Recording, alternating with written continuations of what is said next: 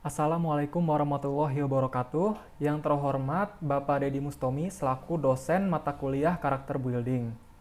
Kami dari kelompok 1 yang beranggotakan saya Guru Ardi Laksono, lalu ada Rivaldi Lukman, Jensti Pasaribu, Nopianti Islami, Ariel Alfrisal Fadilah, Hilmi Fadil Nur Arifin, dan Jonathan. Topik presentasi yang akan kami bahas yaitu keprihatinan bangsa Indonesia terhadap bencana banjir. Pertama, kita mulai dari pengertian banjir. Jadi, banjir merupakan fenomena alam yang biasa terjadi di suatu kawasan yang banyak dialiri oleh aliran sungai. Secara sederhana, banjir dapat didefinisikan sebagai hadirnya air di suatu kawasan luas sehingga menutupi permukaan bumi kawasan tersebut. Dalam cakupan pembicaraan yang luas, kita bisa melihat banjir sebagai suatu bagian dari siklus hidrologi, yaitu pada bagian air di permukaan bumi yang bergerak ke laut. Dalam siklus hidrologi, kita dapat melihat bahwa volume air yang mengalir di permukaan bumi dominan ditentukan oleh tingkat curah hujan dan tingkat peresapan air ke dalam tanah. Pada intinya, aliran di permukaan itu sama dengan dari curah hujan dikurangi resapan air ke dalam tanah dan penguapan air ke udara. Air hujan sampai di permukaan bumi dan mengalir di permukaan bumi, bergerak menuju ke laut dengan membentuk alur-alur sungai. Alur-alur sungai ini dimulai di daerah yang tertinggi di suatu kawasan. Bisa daerah pegunungan, gunung, atau perbukitan, dan berakhir di tepi pantai ketika aliran air masuk ke laut. Secara sederhana, segmen aliran sungai itu dapat kita bedakan menjadi daerah hulu, tengah, dan hilir. Dari daerah hulu, arus deras, daya erosinya besar, arah erosinya terutama bagian dasar sungai vertikal. Palung sungai berbentuk V dan lerengnya cembung atau konves. Kadang-kadang terdapat air terjun atau jeram dan tidak terjadi pengendapan. Pada daerah tengah, arusnya tidak begitu deras, daya erosinya mulai berkurang, arah erosi ke bagian dasar dan samping, vertikal dan horizontal, palung sungai berbentuk U atau konkav. Mulai terjadi pengendapan atau sedimentasi dan sering terjadi minder, yaitu kelokan sungai yang mencapai 180 derajat atau lebih. Kemudian pada daerah hilir, arusnya tenang, daya erosi kecil dengan arah ke samping atau horizontal, banyak terjadi pengendapan, di bagian muara kandang-kandang terjadi delta serta palungnya lebar. Dari karakter segmen-segmen aliran sungai itu, maka dapat dikatakan bahwa 1. Banjir merupakan bagian proses pembentukan daratan oleh aliran sungai. Dengan banjir, sedimen diendapkan di atas daratan. Bila muatan sedimen sangat banyak, maka pembentukan daratan juga terjadi di laut di depan muara sungai yang dikenal sebagai delta sungai. Yang kedua, banjir yang meluas hanya terjadi di daerah hilir dari suatu aliran dan melanda daratan di kiri dan kanan aliran sungai. Di daerah tengah, banjir hanya terjadi di dalam alur sungai. Perkenalkan, nama saya Jensti Pasaribu, dan di sini saya akan melanjutkan. Dari pengertian di atas, dapat disimpulkan bahwa banjir adalah peristiwa yang terjadi ketika aliran air yang berlebihan merendam daratan. Banjir juga dapat terjadi di sungai ketika alirannya melebihi kapasitas saluran air, terutama di selokan sungai.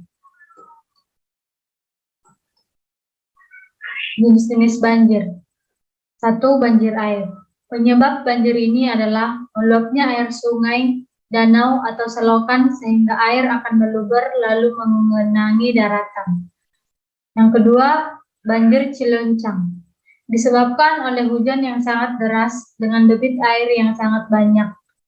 Banjir terjadi karena air hujan yang melimpah ini tidak bisa segera mengalir melalui saluran atau selokan. Yang ketiga, banjir bandang. Banjir yang satu ini berupa material air bercampur lumpur. Banjir seperti ini jelas lebih berbahaya daripada banjir air karena seseorang tidak akan mampu berenang di tengah-tengah banjir seperti ini untuk menyelamatkan diri. Sekian dari saya dan selanjutnya akan dilanjutkan oleh teman saya. Terima kasih. Perkenalkan, nama saya Novianti Islami. Di sini saya akan melanjutkan penjelasan dari rekan saya. Untuk banjirop atau laut pasang, banjirop adalah banjir yang disebabkan oleh pasangnya air laut. Banjir seperti ini kerap melanda kota Muara Baru di Jakarta. Banjir lahar dingin. Banjir jenis ini biasanya hanya terjadi ketika erupsi gunung berapi. Erupsi ini kemudian mengeluarkan lahar dingin dari puncak gunung dan mengalir ke daratan yang ada di bawahnya. Untuk banjir lumpur ini identik dengan peristiwa banjir Lapindo di daerah Sidoarjo. Banjir ini mirip banjir bandang, tetapi lebih disebabkan oleh keluarnya lumpur dari dalam bumi dan menggenangi daratan. Next. Penyebab terjadinya banjir. Untuk yang pertama, saluran air yang buruk. Yang kedua, daerah resapan air yang kurang. Yang ketiga, penebangan pohon secara liar. Yang keempat, sungai yang tidak terawat. Dan yang kelima, kesadaran masyarakat yang kurang baik. Terima kasih.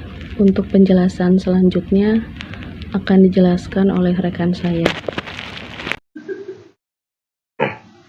Dampak yang ditimbulkan oleh banjir. 1. Primer, kerusakan fisik.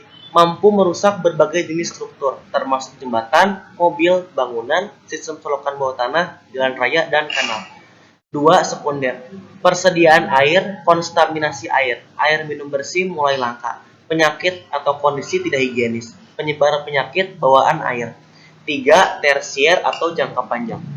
Ekonomi, kesulitan ekonomi karena kerusakan pemukiman yang terjadi akibat banjir. Dari berbagai dampak negatif yang ditimbulkan, ternyata banjir atau banjir air skala kecil juga dapat membawa banyak keuntungan, seperti mengisi kembali air tanah, menyuburkan, serta memberikan nutrisi kepada tanah. Air banjir menyediakan air yang cukup di kawasan kering dan semi kering, yang curah hujannya tidak menentu sepanjang tahun. Assalamualaikum warahmatullahi wabarakatuh. Perkenalkan, nama saya Hilmi Fadil Nurarifin. Di sini saya akan melanjutkan bagaimana menghadapi banjir. Pertama, hindari berjalan di dekat saluran air untuk menghindari terseret arus banjir. Kedua, matikan aliran listrik di dalam rumah atau hubungi PLN untuk mematikan listrik di wilayah yang terkena bencana. Ketiga, mengungsi ke daerah aman atau posko banjir sedini mungkin saat genangan air masih memungkinkan untuk dilewati. Keempat, segera amankan barang-barang berharga ke tempat yang lebih tinggi. Kelima, jika air terus meninggi, hubungi instansi terkait dengan penanggulangan bencana seperti kantor kepala desa, lurah, ataupun camat.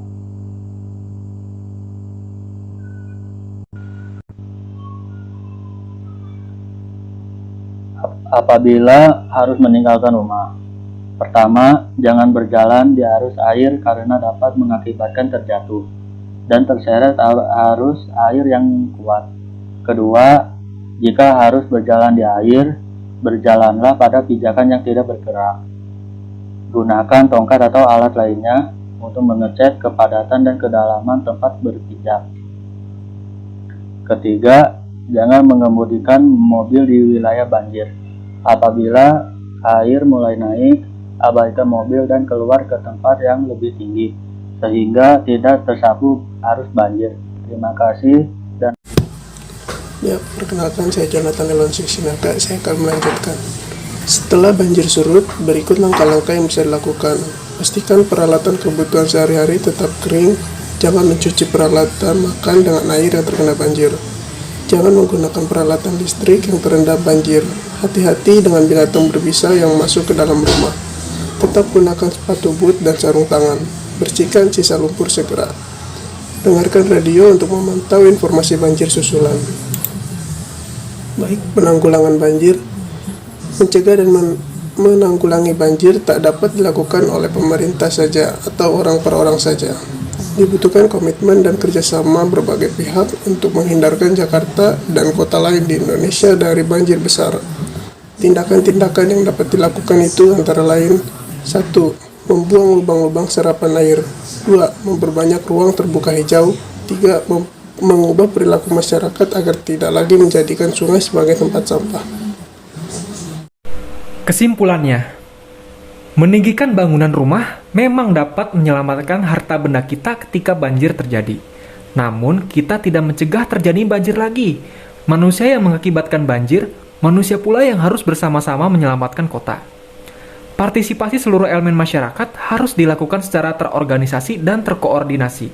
Agar dapat terlaksana secara efektif, sebuah organisasi masyarakat sebaiknya dibentuk untuk mengambil tindakan-tindakan awal dan mengatur peran serta masyarakat dalam penanggulangan banjir. Pencegahan dilakukan secara menyeluruh berupa kegiatan fisik seperti pembangunan pengendalian banjir di wilayah sungai sampai wilayah dataran banjir, dan kegiatan non-fisik seperti pengelolaan tata guna lahan sampai sistem peringatan dini bencana banjir. Demikian presentasi tentang isu keprihatinan bangsa Indonesia terhadap bencana banjir. Kami dari kelompok 1 memohon maaf sebesar-besarnya apabila masih ada kesalahan dalam tutur kata maupun penyampaiannya. Akhir kata, wassalamualaikum warahmatullahi wabarakatuh.